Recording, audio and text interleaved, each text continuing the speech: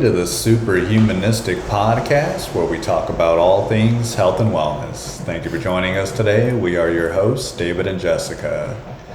Make sure you follow Superhumanistic on everything: TikTok, Instagram, YouTube. Hit that follow button on this podcast so you never miss another episode. Last couple weeks we've been talking about chemicals to avoid in the ultra-processed foods.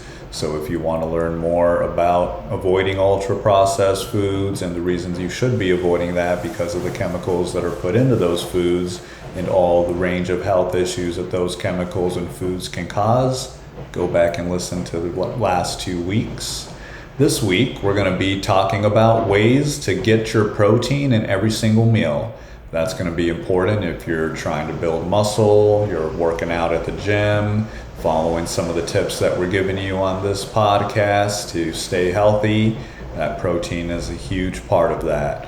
So, what are some foods that you can get the protein out of? We did actually have a previous episode that talked about protein, and if you're curious or want to know more on how you yourself can set up a plan, please reach out to us, email us, goals@superhumanistic.com, and we will gladly have a consultation with you to talk about ways that you yourself can incorporate more of these meals into your daily lives. But we're aiming to eat at least 15 grams of protein in every meal that we're eating. So 15 times 3 is 45, so making sure that we have at least 45 grams of protein. If we know a meal is going to be a little less than that 15 grams, then we need to make sure that we're also including high protein snacks throughout our day.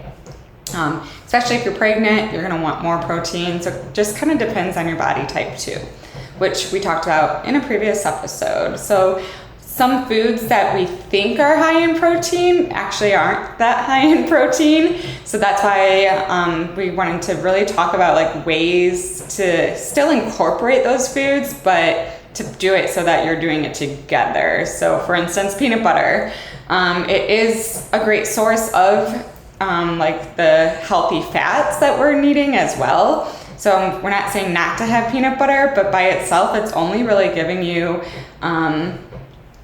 4 grams per tablespoon of protein, and you don't want to overeat it either because it's a lot of fat, healthy fat, but it's still fat. So 1 tablespoon of peanut butter has 4 grams of protein, which is nowhere near the amount that you're needing for a meal. So having it just by itself would be a good snack. However, if you're trying to incorporate into meals, think about your smoothies that you're making, putting it into your smoothie. We do a lot of that to add it as a protein to our smoothies.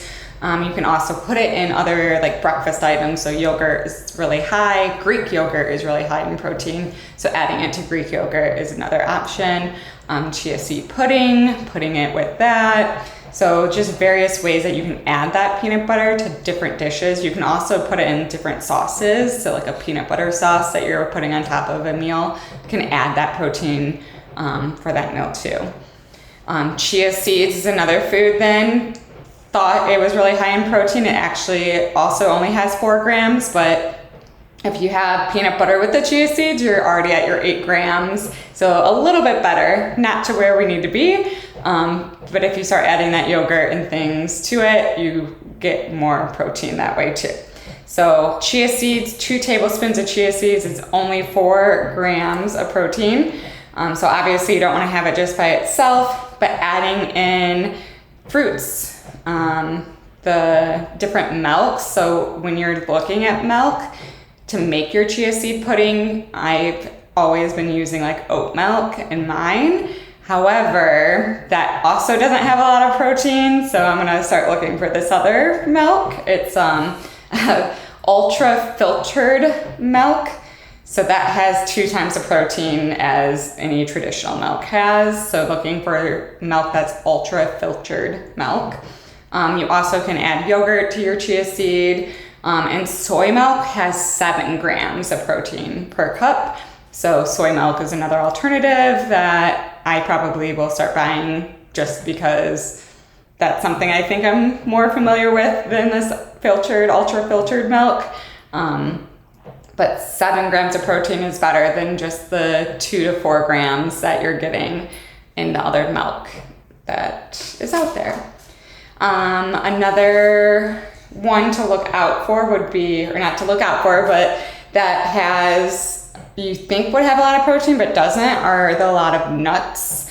In particular pistachios, they only have 6 grams of protein, so it is higher for like a nut, so that would be a really good snack to have. It's going to offer, it would be very filling to eat as a snack. So pistachios in particular have 6 grams of protein, where walnuts only have 4 grams of protein. So nuts usually are really good either as a snack in your day, or putting it on top of your salad, adding in an egg and other veggies can also help bring up that protein for that meal. Quinoa,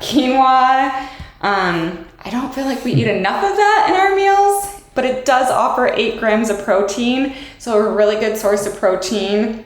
It's about half of what we're looking to get for our meal. So if you have that on the side with like a really good salmon or chicken or a peanut butter sauce, so 8 plus that peanut butter sauce, 4, you're now getting closer to that 15 grams of protein that you're wanting each meal. So you can pair it with different proteins. So like think about bean stew, putting it in different stews. Tofu and tempeh are also really good with quinoa.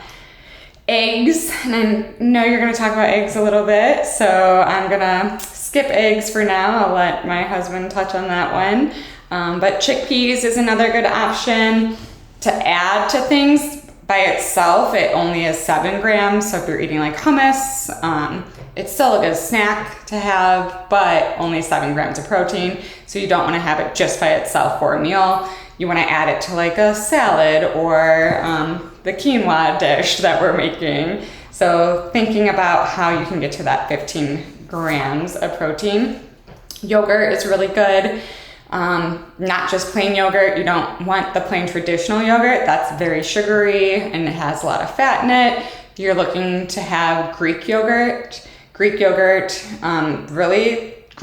by itself has anywhere from 17 grams of protein in it. So that's right there is going to get you to your goal. You can still add like nuts and fruit and things like that, but that will help adding those things will help make you feel full for longer. Brussels sprouts, my favorite vegetable, only has 3 grams though of protein per cup. So definitely don't want to just eat that by itself as a meal. A lot of times it's a side for us for our meal. But you can add it to different salads and have it as side options for like your chicken or salmon or whatever that main meal is. And then bone broth. Bone broth has actually 10 grams per every 1.5 cups. So having some sort of stew and using the bone broth will help to enhance that stew to get you to where you want for that protein intake for that meal. You can also do it with like beans, so making like a bean stew, or a base for pasta sauces too. So just a few options there that help us to get the amount of protein that we're looking to have per meal. And I know my husband had a few more options. Eggs. Bone broth sounds great. That's an easy way to incorporate protein into your diet. So anytime that you're going to put water into your soup or something, just replace it with that bone broth. Eggs are a great source of protein, about 6.3 grams of protein per egg. So I know I eat a lot of eggs every day, and that's a good way to get your protein in. You also have the traditional things everybody knows about chicken. So half a chicken breast has about 26 grams of protein. So that's a great source there to add to the Brussels sprouts, as you were mentioning, as having that as a side. You mentioned pistachios don't have too much protein. Almonds are going to be probably your best nut when it comes to protein, but still you're only getting about 6 grams for 1 ounce.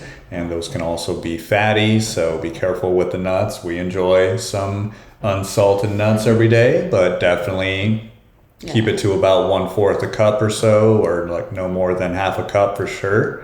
Also, just depending on what else you're eating and how your body reacts to it. Some people can take in those fats, those healthy fats, a little easier than others. Cottage cheese is a great source of protein.